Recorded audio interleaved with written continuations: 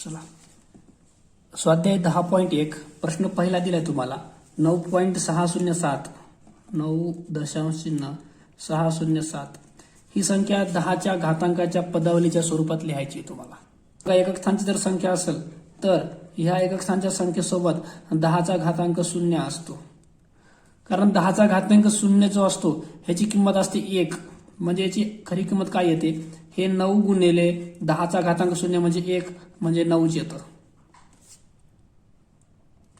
त्यानंतर बघा हे जे 6 आहे, 6 ह्या 6 सोबत असणार आहे 10चा घातांक वजा 1, म्हणजे 6 गुणिले 10चा घातांक वजा 1 हा खाली जाऊन हा छेदामध्ये जाऊन 10चा घातांक 1 होतो, आणि 10चा घातांक 1 म्हणजे 6 भागिले 10 म्हणजे 0.6।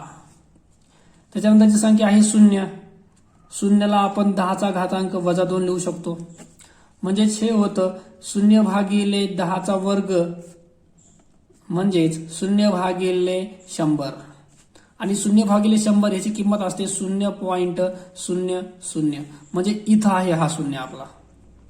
हे बघा म्हणजे पॉईंटच्या नंतर दुसऱ्या क्रमांकावर आहे, हा पहिल्या क्रमांकावर आहे, आणि 7 ची किंमत काय येणार आहे बघा, 7 गुणिले 10चा घातांक वजा 3 येणार आहे, कारण की हे 7 ह्याच्यासोबतची जी 10चा घातांक वजा 3 आहे, हा वजा 3 खाली जाऊन अधिक 3 बनतो घातांक, आणि 10चा घातांक जर अधिक 3 असेल तर याची किंमत असते 1000, आणि खाली छेदामध्ये 3 शून्य असतील तर याची किंमत येते 3 संख्या सोडून पॉईंट द्यायचा, 1 2 3 संख्या सोडून पॉईंट दिला 0।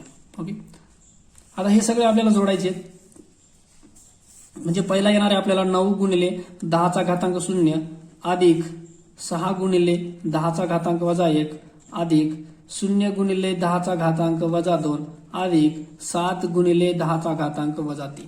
ओके, तर बघा हे आपलं उत्तर असेल, पर्याय क्रमांक 1 हे आपलं उत्तर असेल। ओके, चला प्रश्न क्रमांक 2 दिलाय, 5चा घातांक 0 अधिक 6चा घातांक 0 अधिक 3चा घातांक 0 भागिले 5चा घातांक 0 गुणिले 6चा घातांक 0 गुणिले 3चा घातांक 0।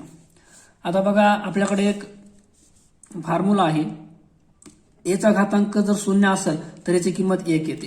हे बघा कोणतीही संख्या असो, 1 2 3 4 100 1000, जर 1000 जरी असली ह्याचा घातांक जर 0 असेल तर याची किंमत 1च येते।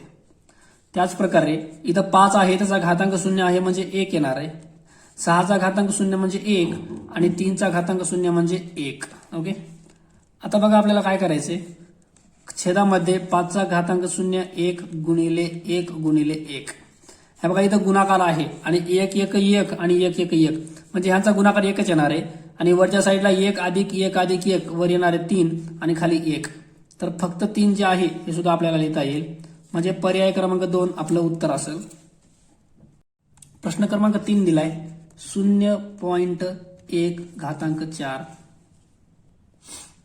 चला बघा गुणिले 15, दुसरा आहे 0.1 2 3 4 5 आणि ह्याला गुणिले 10चा वर्ग, तिसरी संख्या आहे 150 गुणिले 0.01 आणि कंसाचा वर्ग, आणि अजून एक संख्या आहे 1.5 गुणिले 10चा घन। तर यापैकी सर्वात लहान संख्या कोणती आहे विचारत आहे।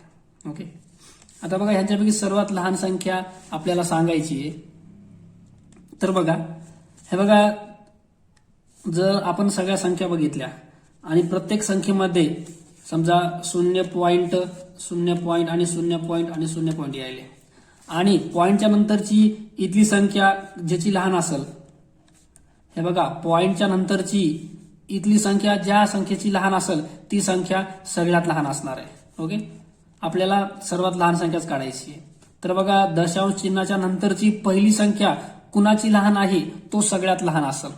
हे बघा मागची संख्या 5व्या 6व्या क्रमांकाची संख्या ह्याच्याशी काही देणं घेणं नाही, पहिली संख्या कुणाची लहान आहे ती बघायची, कळालं, पहिला अंक कोणत्या संख्येचा लहान आहे ते बघायचे, बाकीचे अंक नंतर पाहायचे आपल्याला। जर असं असेल की पहिला पण अंक 1च आहे, दुसरा पण अंक 1 आहे, तर आपण 2 नंबरचा अंक बघायचा, 2 नंबरच्या अंकामध्ये तर काहीतरी बदल असेल, इथं 3 असेल तर इथं 4 असेल। ओके, तर बघा ह्याची आपण पहिले किंमत काढूया. 0.1 याचा घातांक 4 आहे, म्हणजे याची खरी खरी किंमत काय येणार आहे बघा. 0.1 आणि 4 घातांक आहे. घातांक 4 म्हणजे हा 0.1 ह्याचा गुणाकार आणि ह्याला घातांक 4 जरी केलं तर याचं उत्तर एकच येणार आहे गुणाकार. 1 1 1 1 1 1 आणि 1 1 1. आता हा पॉईंट किती नंतर बदलणार आहे? 4 नंतर बदलणार आहे. 1 2 1 2 3 आणि ह्या 4 संख्येनंतर पॉईंट येणार आहे आणि ह्याला गुणिले 15 करायचे. ओके, म्हणजे हे उत्तर येणार आहे 0.000015. 15 ने 1 ला गुणलं तर 15च येणार आहे, पण हे 4 नंतरचा पॉईंट जशाला तसा राहील. ओके, 1 2 3 4 पॉईंट इथं येईल तुमचा, म्हणजे 0.0015 हे तुमचं उत्तर येईल. आता बघा या ठिकाणी काय होणार आहे, 10चा वर्ग, सध्या ही संख्या काय आहे, सध्या ही संख्या आहे 0.000015 गुणिले 10चा वर्ग म्हणजे 100 आणि हे 2 शून्य दिलेल्या संख्येला गुणाकार करायलेत, दिलेल्या संख्येला गुणले चाललेत. जर हे 2 शून्य इथं गुणायलेत आणि इथं 1 असेल तर हा पॉईंट 2 संख्यांना अलीकडे येतो, म्हणजे पॉईंट इथं आला तुमचा 0.015 झाला. हे बघा पॉईंट 2 ना अलीकडे आला. आता बघा तिसरी संख्या दिली तुम्हाला 150 गुणिले 1चा वर्ग, हा 1 लिहिला आणि ह्याचा वर्ग व्हायलाय. हे बघा इथं 2 नंतर पॉईंट, हे 2 आणि अजून एक संख्या 1 2 4 नंतर पॉईंट येणार आहे आणि ह्यांचा गुणाकार केला तर ह्यांचा गुणाकार काय येणार आहे, 150 150च येणार आहे. आता पॉईंट बघा कुठे टाकायचा आहे, 1 2 3 4 संख्या सोडून 1 2 3 आणि 4 संख्या सोडून पॉईंट आणि हे 0. चला आपल्याला 3 किमती मिळाल्या, चौथी किंमत काढू. 10चा घन म्हणजे हे 1.5 गुणिले 10चा घन होत आहे म्हणजे 1000 आणि 3 शून्यानं गुणलं तर पॉईंट 3 संख्या अलीकडे येतो, म्हणजे 1 5 1.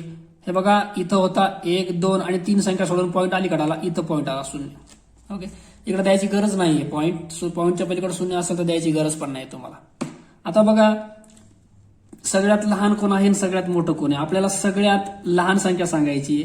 ही संख्या तर सगळ्यात मोठी आहे, कारण पॉईंटच्या अलीकडं डाव्या साईडला हा एकच नंबर आहे की याच्यामध्ये काहीतरी संख्या आहे 1500. ओके, म्हणजे हा तर सगळ्यात मोठा आहे. उरलेले पर्याय आहेत 0.0015, नंतर 0.015 आणि 0.0150. यांना आपण व्यवस्थित घेऊया खाली. हे बघा 0.0015, दुसरी संख्या आहे 0.015, तिसरी संख्या आहे 0.015. ओके, हे अंक जवळपास दोघं सारखेच आहेत. हे बघा हे जे 0.15 आहे याच्यानंतर 0च आहे, म्हणजे ह्या दोन्ही संख्या तुमच्या जवळपास सारख्याच आहेत. आणि आता बघा ह्यांच्यापैकी लहान कोण आहे, तर बघा पॉईंटच्या नंतरचा असलेला पहिला अंक तिघांकडे पण सारखा आहे आणि पॉईंटच्या नंतरचा असलेला दुसरा अंक हा या दोघांकडे सारखा आहे, पण ह्या संख्येकडे ह्या दोघांपेक्षा हा लहान आहे. कळलं का? दुसरा असलेला अंक हा दुसऱ्या आणि तिसऱ्यापेक्षा पहिल्याचा लहान आहे, त्याच्यामुळं पर्याय 1 हा सगळ्यात लहान होईल तुमचा. ओके, म्हणजे 0.0015 ही संख्या लहान आहे. आता ही संख्या कोणापासून मिळाली, 0.1चा चौथा घात गुणिले 15, म्हणजे पर्याय 1 तुमचं उत्तर असेल. चला प्रश्न क्रमांक 4 दिलाय, 10 24 ही संख्या पुढीलपैकी कोणत्या पर्यायाने व्यक्त होत नाही. तर आपण प्रत्येक पर्यायाला सोडून बघूया. हे बघा 10 24 पहिला पर्याय बघा, 10.24 गुणिले 10चा वर्ग. हे बघा 10चा वर्ग म्हणजे काय येणार आहे 100 आणि गुणिले हे 10.24. हे बघा आपल्याला 10 काढायचे. तर बघा 2 शून्य आहेत, तुम्हाला आत्ताच सांगितलं मागच्या क्वेश्चन मध्ये मी 2 शून्यांना गुणलं चाललंय, म्हणजे हा पॉईंट 2 मागे येणार आहे, म्हणजे याची ऍक्च्युअल किंमत भेटणार आहे 10.24, म्हणजे पर्याय 1 तर बरोबर आहे. पर्याय दुसरा दिलाय 4चा घातांक 5, म्हणजे 4 गुणिले 4 गुणिले 4 गुणिले 4. हे बघा जेवढा घातांक आहे तेवढ्या वेळेस त्याला गुणाकार करायचा आहे. 4 चौक 16, 16 चौक 64, 64 गुणिले 4 करूया आपण 256 आणि 256 गुणिले 4 1024. ओके, म्हणजे हा सुद्धा पर्याय दुसरा बरोबर आहे. आता पर्याय 3 दिलाय 2चा 10वा घात. 2चा 10वा घात म्हणजे 2 2 10 लिहा 1 2 3 4 5 6 7 8 9 1 2 3 4 5 6 7 8 9 आणि हे 2 10. हे बघा 2 दोन्ही 4 4 दोन्ही 8 8 दोन्ही 16 16 दोन्ही 32 32 दोन्ही 64 गुणिले 2 दोन्ही 4 4 दोन्ही 8 आणि 8 दोन्ही 16 64 आणि 16चा गुणाकार करू आपण.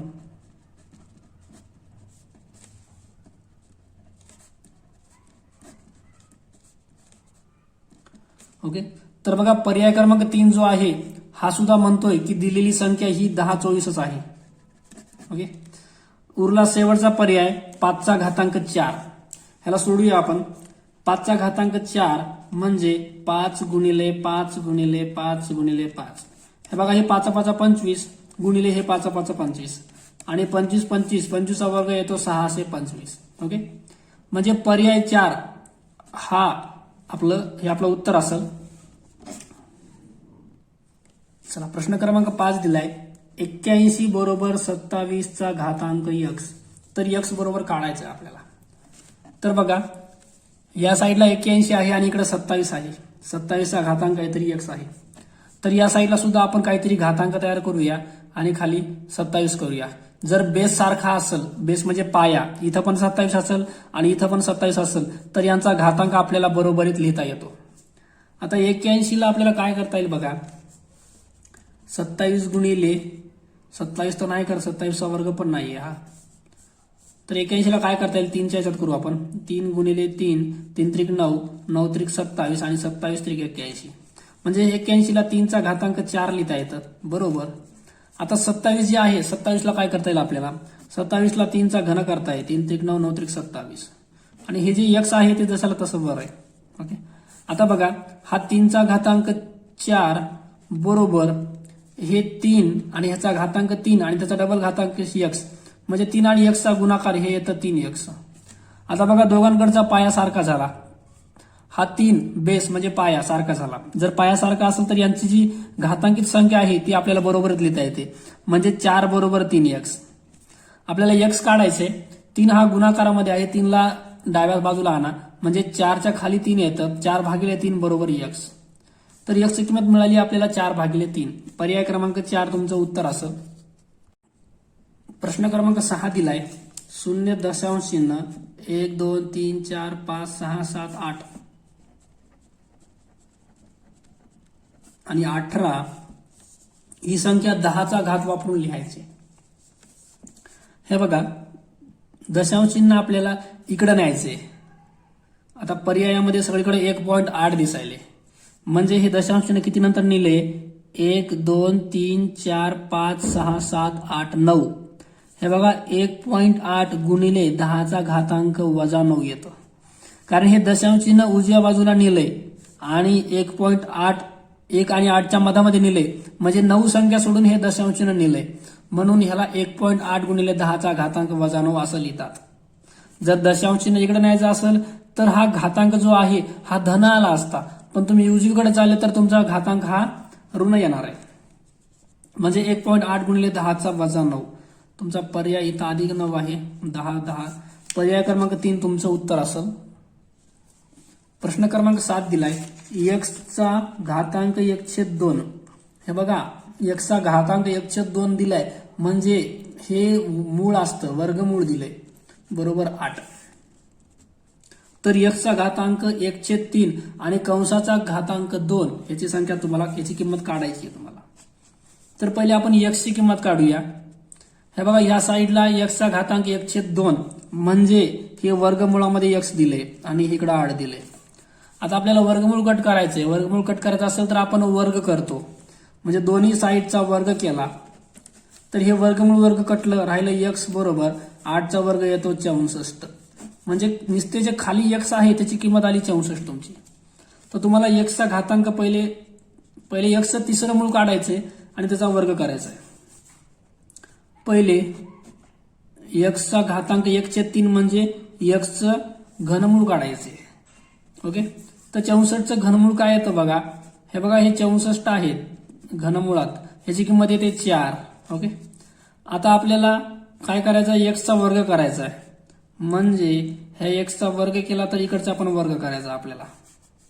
ह्या बघा घनमुळामध्ये ह्या 4चा सुद्धा वर्ग करायचा आहे. म्हणजे हे येतं 4चा वर्ग येतो 16. ओके, तुमचं उत्तर यायला पर्याय क्रमांक 3. हे जे आहे याला असं सुद्धा लिहिता येतं एक्सचा घातांक 1/3 आणि ह्याचा वर्ग. चला प्रश्न क्रमांक 8 दिलाय 62,5,0,0,0 बरोबर 0.5 चा घातांक 4 गुणिले 10 चा घातांक x. तर x बरोबर किंमत काढायची आपल्याला. सुरुवातीला आपण 0.5 चा घातांक 4 ही किंमत काढूया. हे बघा म्हणजे काय असणार आहे 5 गुणिले 5 गुणिले 5 गुणिले 5. 5 5 25 आणि हे पण 5 5 25 आणि 25 25 625 येणार आहे. हे बघा हे जसं तसं खाली घेतो मी 62,5 1 2 3 बरोबर ह्याची किंमत काय येईल बघा 625. आता बघा हे पॉइंट जे आहे घातांक 4 आहे म्हणजे 4 नंतर पॉइंट जाणार डावीकडं. हे 3 आणि हे 4 नंतर डावीकडे पॉइंट जाणार इथं आणि इथं 0 गुणिले 10 चा घातांक x. आपल्याला ही किंमत काढायची आहे तर ही संख्या आपण इकडे आणूया डाव्या साईडला. हे तर 6 2 5 1 2 3 भागिले 0.0625 बरोबर 10 चा घातांक x. आता बघा हा पॉइंट जो आहे तो छेदामध्ये 4 संख्या सोडून पॉइंट आहे. म्हणजे इथं आणि वर आणि खाली आपण 10,000 गुणू शकतो. इथं 10,000 गुणलं तर पॉइंट डायरेक्ट इथं येतो मागं. ओके, पॉइंट इथं आणायचा आपल्याला. मग खाली 4 संख्या म्हणजे 4 शून्य वर द्यायचे. म्हणजे 6 2 5 1 2 3 आणि ह्याचे 4 शून्य 1 2 3 4 आणि खाली राहिलं फक्त 625 बरोबर 10 चा घातांक x. आता बघा 625 1 625 625 1 625 आणि हे 1 2 3 4 5 6 7 0 1 2 3 4 5 6 7 0. आता हे जे 7 शून्य आहेत ह्याला आपण असं सुद्धा लिहू शकतो 10 चा घातांक 7 बरोबर 10 चा घातांक x. ओके, हे बघा हे 7 शून्य आहेत ह्याला आपण 10 चा घातांक 7 लिहू शकतो आणि बरोबर या साईडला उजव्या बाजूला 10 चा घातांक x तर अगोदरच आहे. तर बघा अगोदरच्या क्वेश्चन मध्ये पण होतं जर बेस पायासारखा असेल तर घातांक आपण बरोबरीत लिहितो 7 बरोबर x. म्हणजे x ची किंमत आली तुमची 7. ओके, पर्याय क्रमांक 2 तुमचं उत्तर असेल. प्रश्न क्रमांक 9 दिलाय 27 गुणिले 64 बरोबर 2 चा घन गुणिले 6 चा घातांक x. तर x बरोबर काढायचं. सुरुवातीला 2 चा घन काढू आपण. 27 गुणिले 64 बरोबर 2 चा घन येतो बघा 8 गुणिले 6 चा घातांक x. हे 8 इकडे आणूया आपण. हे 8 इकडे भागाकारात येतात आणि 8 ला 64 ला भाग जातो. 8 1 8 8 8 64 राहिलं काय बघा 27 गुणिले 8 बरोबर 6 चा घातांक x. आता बघा 27 आणि 8 यांचा गुणाकार करून घेऊ पहिले आपण. 27 गुणिले 8 8 7 56 ला 6 चले 5 216 म्हणजे हे तर 216 बरोबर 6 चा घातांक x. 216 हा 6 चा घन आहे आणि या साईडला 6 चा घातांक x आहे. हे बघा पायासारखा आला 6 तर जे घातांक आहेत ते बरोबर लिहितो 3 बरोबर x. म्हणजेच x बरोबर 3 लिहिलं तरी चालतं. ओके, म्हणजे x ची किंमत आली आपली 3. पर्याय क्रमांक 2 तुमचं उत्तर असेल.